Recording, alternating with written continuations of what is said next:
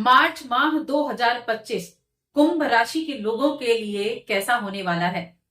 जय माता दी दोस्तों, आप सभी का स्वागत है हमारे YouTube चैनल अमृता एस्ट्रो में। और आज हम उस महीने के राशि फल के बारे में जानेंगे जिसकी चर्चा काफी दिनों से हो रही थी, यानी कि मार्च का महीना। अब इस मार्च के महीने में जो ग्रह गोचर होंगे, जो ग्रहों की स्थिति रहेगी, उसके प्रभाव से कैसा आपका जो महीना है वो बीतेगा, कैसी आपकी दिनचर्या रहेंगी, क्या उपाय आप कर सकते हैं, चलिए विस्तार से जान लेते हैं। सबसे पहले मैं ग्रहों की स्थिति के बारे में बात करूंगी। ग्रहों की स्थिति क्या होने वाली है, तो देखिए ये कुंभ राशि की बात में करी, कुंभ लग्न की नहीं बात करी, राशि की बात कर रही हूं। कुंभ राशि को अगर आप देखें तो आपकी जो राशि है उसमें शनिदेव बैठे हुए हैं और ये अस्त अवस्था में बैठे हैं अभी। इसके अलावा सूर्य महाराज भी यहां बैठे हुए हैं जो कि 15 मार्च तक यहां रहेंगे, यानी 14 मार्च तक यहां इस राशि में रहने वाले हैं। अब सूर्य और शनि दोनों एक साथ विराजमान हैं आपकी राशि में। आपका जो दूसरा भाव है वहां राहु है, वहां बुध है और वहां शुक्र भी है। जहां शुक्र उच्च के भी होते हैं तो एक बहुत अच्छी स्थिति बनी हुई है। उसके बाद आपके चौथे घर में गुरु बृहस्पति बैठे हैं, आपके पंचम भाव में मंगल बैठे हुए हैं और आपके आठवें घर में केतु बैठे हुए हैं। तो ये तो है हमारी ग्रहों की स्थिति।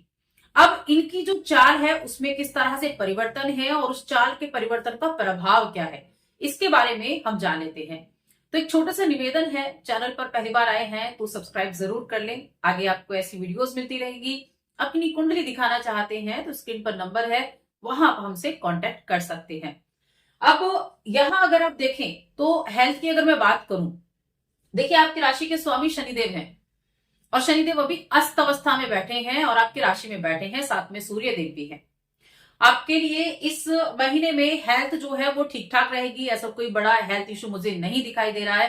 हेल्थ आपकी अच्छी रहने वाली है, तो हेल्थ की तरफ से आप बेफिक्र रहिए। हालांकि जितनी अगर आप में से कुछ लोगों की हेल्थ इशू चल रहे थे तो उसमें भी आपको काफी राहत देखने को मिलने वाली है, तो वहां भी आपको अच्छे रिजल्ट मिलेंगे देखने को। अब हम बात करेंगे करियर के बारे में कि आपका करियर कैसा रहेगा, आपका व्यापार कैसा रहेगा, इन चीजों में आपकी जो ये क्षेत्र है वो कैसा है। देखिए तो करियर का भाव होता है ये, और करियर भाव का स्वामी कहां बैठा है, पंचम भाव में बैठा हुआ है जो कि त्रिकोण का भाव होता है। और आपका सप्तम भाव का स्वामी है जो कि लग्न में बैठे हुए हैं और उसके बाद आपके द्वितीय घर में आ जाएंगे। इसके अलावा शुक्र जो है वो उच्च के बैठे हुए हैं। बुध जो है वो यहाँ दूसरे घर में वाणी के घर में बैठे हैं, व्यापार के कारक है, वाणी के कारक है, और साथ में है राहु महाराज। अब मैं कहूंगी कि कार्यक्षेत्र के मामले में यह चीजें अच्छी रहेंगी। कुछ आपको इस समय अवधि में ट्रांसफर के योग भी बन सकते हैं। अपने काम के प्रति आप पूरी तरीके से जिम्मेदार भी रहेंगे और आपकी वाणी बड़ी अच्छी रहेगी। देखिए बुध और राहु जब ये दोनों ग्रह एक साथ हैं, कहा दूसरे घर में, तो वाणी का उपयोग जितने अच्छे तरीके से आप इस समय अवधि में कर पाएंगे अपने कामकाज को निकालने के लिए, उतना और कहीं नहीं। साथ में शुक्र उच्च अवस्था में बैठे हैं जो भाग्य के स्वामी होते हैं और साथ में आपके चौथे घर के स्वामी होते हैं, उच्च बैठे हुए हैं। तो आपका भाग्य का साथ भी आपको मिलेगा आपके कार्य क्षेत्र में, आपके करियर में आपका भाग्य भी सपोर्ट करेगा। और एक चीज और है, हम इस महीने की काफी दिनों से चर्चा भी कर रहे थे क्योंकि शनि जो है उनका राशि परिवर्तन इस महीने होना है, लेकिन अभी वो अस्त बैठे हैं। शनि की 7.5 आपके ऊपर चल रही है, तो आप ये मान लीजिए जो शनि के अशुभ प्रभाव थे ना उसमें आपको कमी देखने को मिलेगी। जो 7.5 का द्वितीय चरण है उसे आप एक तरह से मान सकते हैं उसका प्रभाव अभी खत्म है और तृतीय चरण आपके लिए शुरू हो जाएगा। तो एक प्लस पॉइंट आपके लिए इस समय अवधि में है। शुक्र के भरपूर रिजल्ट आपको मिलेंगे। कामकाज के सिलसिले में यात्राएं आपको करनी पड़ सकती है। आपकी लंबी दूरी और छोटी दूरी दोनों की यात्राएं रहेंगी क्योंकि आपके तीसरे घर का स्वामी भी पंचम में बैठा हुआ है।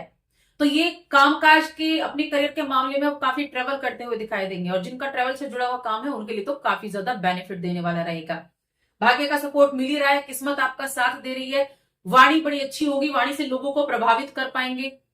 कम्युनिकेशन के डिपार्टमेंट में है, कम्युनिकेशन आपका काम में सबसे ज्यादा जरूरी है। आप बहुत अच्छे से लोगों को अपनी तरफ आकर्षित कर पाएंगे, ये चीजें यहाँ बहुत अच्छे से देखने वाली है।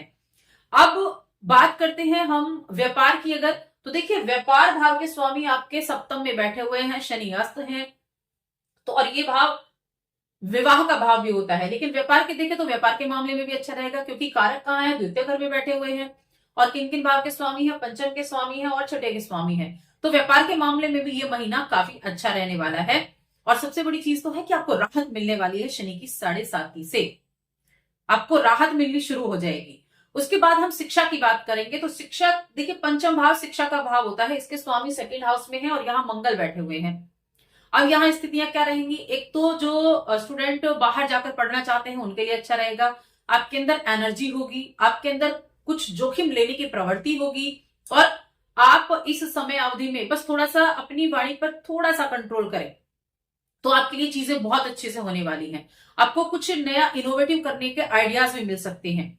आपके पास जो आपकी स्किल्स हैं उनको बढ़ाने का आपको मौका मिल सकता है, तो उनके लिए चीजें जो है कहीं ना कहीं बेहतर दिख रही है। तो शिक्षा के मामले में भी या स्टूडेंट्स के मामले में भी ये महीना बहुत अच्छा रहेगा। अब बात करते हैं आपके प्रेम जीवन और वैवाहिक जीवन की। तो देखिए, प्रेम का भाव ये है और विवाह का भाव ये है। प्रेम का भाव है जिसके स्वामी बुधदेव यहाँ बैठे हैं, यहाँ पर मंगल है। विवाह के भाव के स्वामी शनि शुक्र सूर्य देव है जो कि लग्न में बैठे हैं। और प्रेम के कारक कौन है, शुक्रदेव है।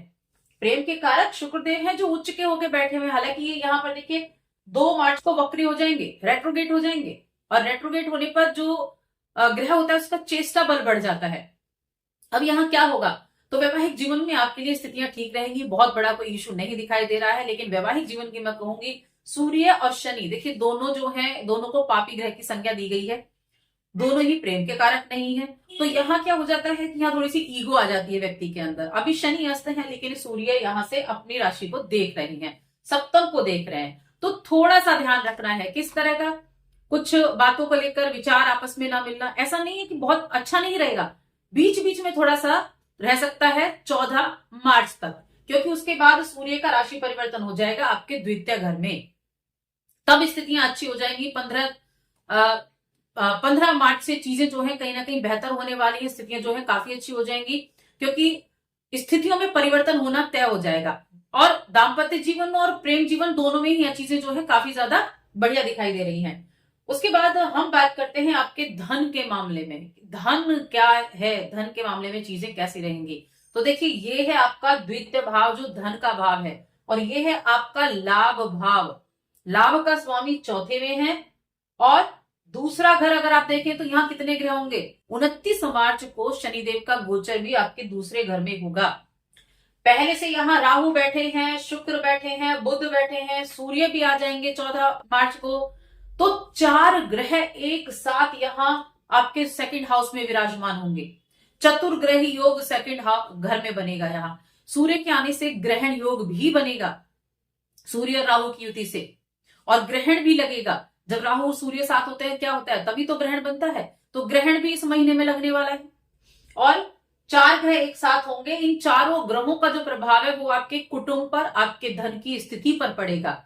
एक तो बहुत ज्यादा एफर्ट लेने वाले आप रहेंगे, किसी भी चीज से ना डरना। कहीं भी कहते हैं ना कि मन में अगर एक विचार आया तो उस विचार को तुरंत करने के लिए आप चल दिए, ऐसी प्रवृत्ति आपकी इस समय हो सकती है। तो उतावलेपन से बचना है, इस चीज का तो खास तौर से ध्यान रखना है। जल्दबाजी में कोई कार्य ना करें, उतावलेपन से बचें, अच्छी तरीके से सोच समझ कर डिसीजन लें, अपने कुटुंब के साथ अच्छे व्यवहार बनाकर रखें और जितना अधिक अपनी वाणी को सौम्य रखेंगे उतना ज्यादा अच्छा रहेगा, क्योंकि सेकंड हाउस वाणी का भी होता है जहां एक साथ कई क्रूर ग्रह बैठने भी वाले हैं।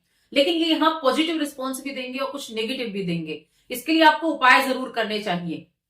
तो हमने सारी चीजों की चर्चा कर ली, प्रेम विवाह, प्रेम की, विवाह की, शिक्षा की, स्वास्थ्य की और साथ में आपके लाभ की। देखिए, लाभ के स्वामी आपके चौथे घर में बैठे हैं और लाभ के मामले में मैं कहूंगी चीजें अच्छी हैं। भूमि, भवन, ये चीजें हैं जो इनसे जुड़े हुए काम जो है वो बहुत अच्छे से चलेंगे, क्योंकि शुक्र अभी उच्च के हैं। घर की आप शुरुआत करना चाहते हैं अपने लिए, किसी कहीं ना कहीं चेंजेस आपके जीवन में हो सकते हैं, घर में बदलाव हो सकता है, आप कोई प्रॉपर्टी वगैरह खरीदना चाह रहे हैं तो उसके लिए भी अच्छा वक्त यहाँ मिलने वाला है। ओवरऑल मैं कहूंगी ये चीजें अच्छी रहेंगी। और सबसे बड़ी खुशी की बात तो ये है कि शनि की 7.5 का द्वितीय चरण समाप्त हुआ और आपका तृतीय चरण शुरू हुआ।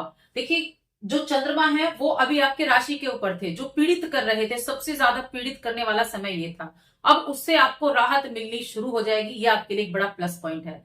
उपाय की अगर मैं बात करूं, क्या उपाय आप इस समय अवधि में कर सकते हैं, तो सबसे पहले तो मैं कहूंगी कि एक तो आप अपनी राशि के स्वामी जो कि शनिदेव हैं उनके मंत्र का जप करें, या तो बीज मंत्र का जप कर सकते हैं या ओम शन शनेश्वराय नमः इस मंत्र का जप कर सकते हैं। दूसरे आपके लिए योग कारक ग्रह हो जाते हैं शुक्रदेव, और वो अभी उच्च के भी हैं और आपके सेकंड हाउस में भी इस महीने में बैठे हुए हैं। तो शुक्रदेव के मंत्र का भी आप जप कर सकते हैं, या फिर एक काम करें, महीने में शुक्रवार के दिन एक बार दुर्गा सप्तशती का पाठ कर लें। ये दो उपाय आपके लिए काफी हैं। वीडियो कैसी लगी कमेंट करके बताएं। जय माता दी।